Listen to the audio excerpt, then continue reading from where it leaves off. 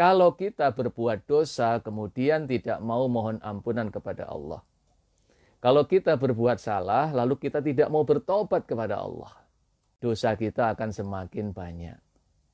Akan semakin banyak, akan semakin banyak. Dan ketika dosa kita semakin banyak, maka kita akan rusak. Badan kita, jiwa kita akan digerogoti oleh dosa-dosa kita. Innal abda idza aznaba, sesungguhnya seorang hamba ketika berbuat dosa, kanat nuktah sauda fi qalbi, maka terdapat satu noda hitam di dalam hatinya. Setiap kali kita berbuat dosa, setiap kali kita melakukan kesalahan, maka Allah berikan satu noda hitam, satu titik hitam di dalam hati kita. Jadi nggak terasa kita berbuat dosa, langsung hati kita ini tiba-tiba ada bercak hitam, ada noda hitam, dan itu nggak kelihatan. Bapak Ibu misalnya,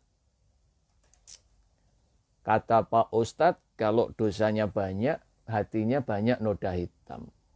Nah, saya habis melakukan dosa-dosa besar, coba saya pengen ronsen ke rumah sakit.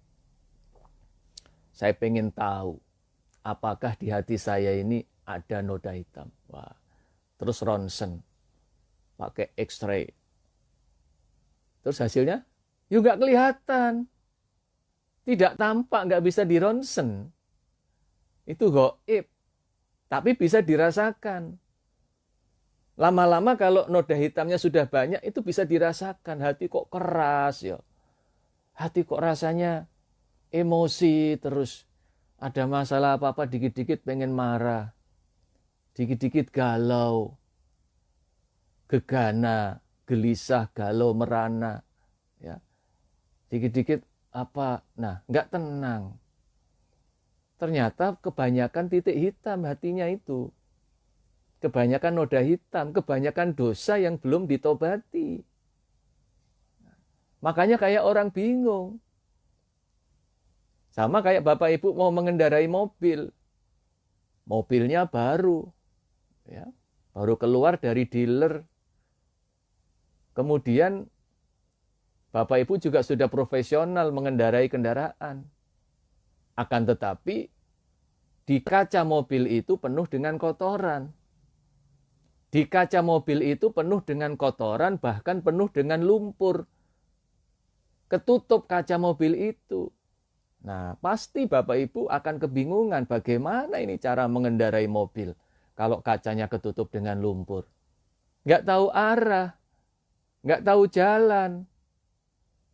Padahal di depan ada jalan mulus, ada jalan yang lurus, ada belokan-belokan, ada mungkin lubang-lubang, nggak ngerti.